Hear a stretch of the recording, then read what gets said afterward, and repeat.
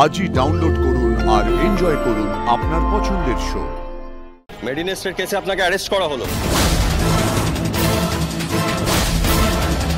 সুচিস্মিতার ওপরে গুলি চালানোর পরেই ওই কনস্টেবল সুচিস্মিতাকে একটা সাদা চাদর দিয়ে ঢেকে দিল। হ্যাঁ, মনে আছে।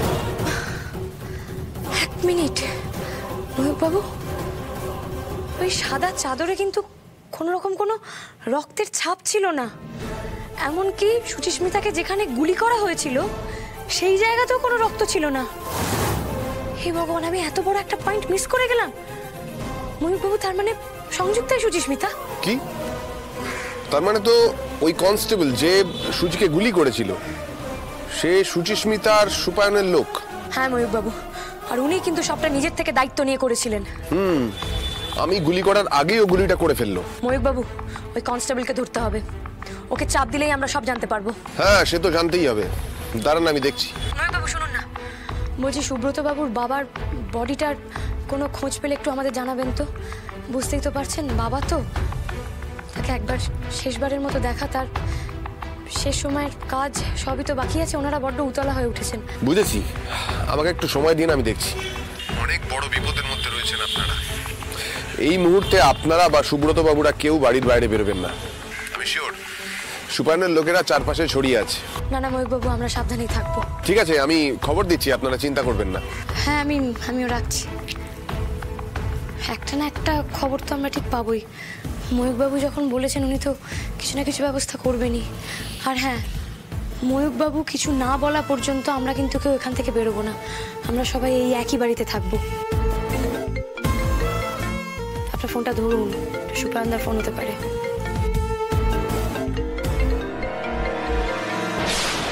সুপায়ন বাবু? জানতাম, স্পিকারে দিয়ে কথা বলুন।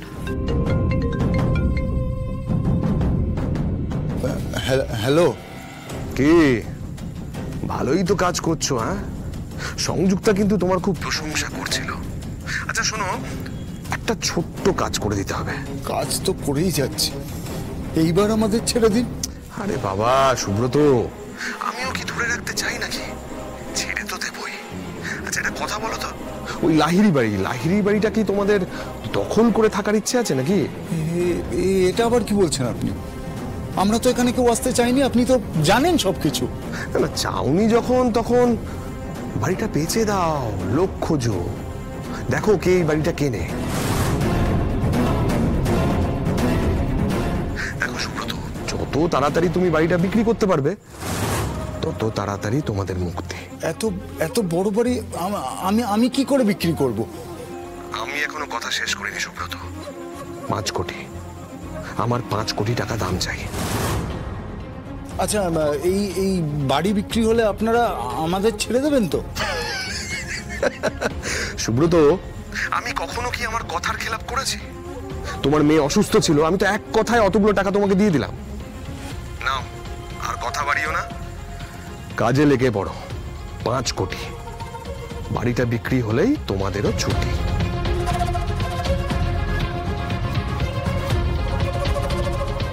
মুহূর্ত আগেও মনে হচ্ছিল যে আমাদের বাঁচার সব রাস্তা বন্ধ, কিন্তু এই ফোনটাই আমাদের বাঁচার রাস্তা খুলে দিল। একদমই তাই। কি করবেন আপনারা? আপনারা সুপায়নদার কাছ থেকে একদিন সময় চেয়ে নিন। ওনাদের বলুন বায়ার আসবে পরশুদিন, আর তারা বাইরে থেকে আসছে, ডিরেক্ট সুপায়নদার সাথেই দেখা করে বাড়ি বিক্রির ব্যাপারে কথা বলতে চায়। খুব তাড়ায় আছে তারা, কারণ তারা তো বাইরে থেকে আসছে। বেশ, তাই বলবো। এইভাবেই সুপায়নদা আর সংযুক্তা ওরফে সুচিস্মিতাকে আমরা হাতে নাতে ধরবো।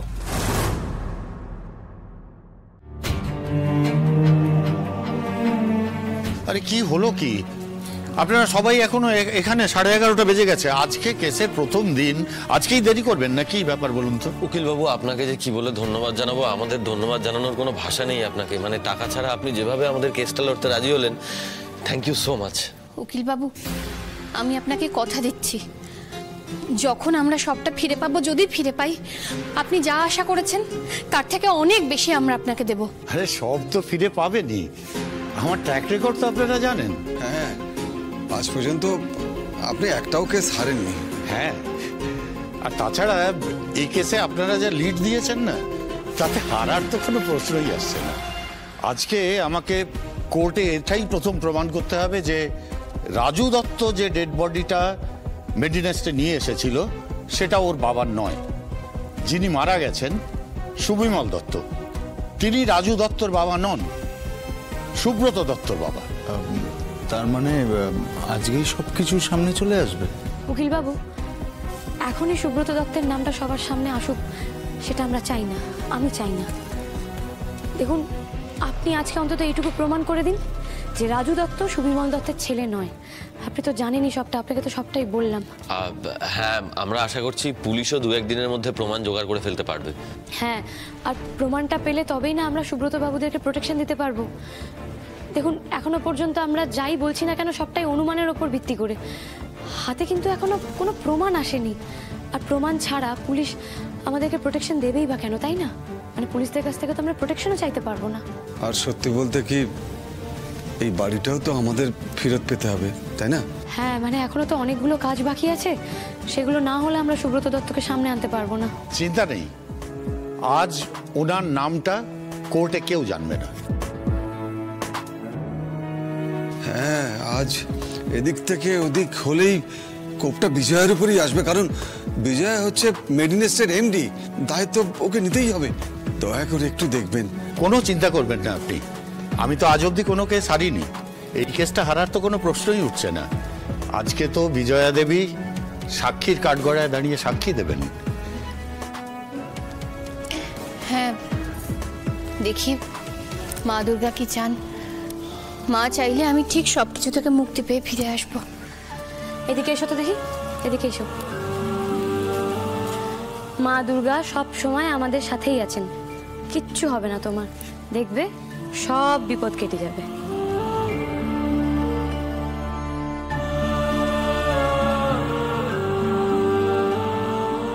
আর তুমি একদম চিন্তা করবে না, বুঝেছো? তোমার ক্ষতি হতে আমরা কেউ দেব না। ভালো যে ঠিক আমাদের নৌকার হালকে ধরে আছে বলো তো আনন্দী, আর তুমি তো দাঁড় ধরে আছো। তাই যত ঝড়ই উঠুক কোনো দিন আমরা দিকভ্রষ্ট হবই না। আপনাদের পরিবারের মধ্যে এত ভালোবাসা, এত মিল, সেখানে বিপদ বেশিক্ষণ থাকতেই পারবে না।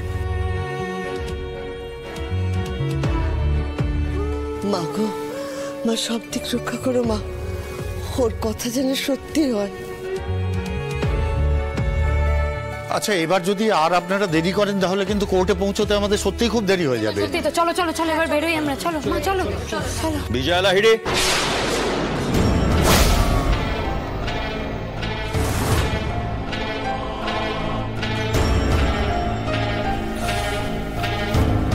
বলুন। মেডিনেস্টের কেসে আপনাকে অ্যারেস্ট করা হলো।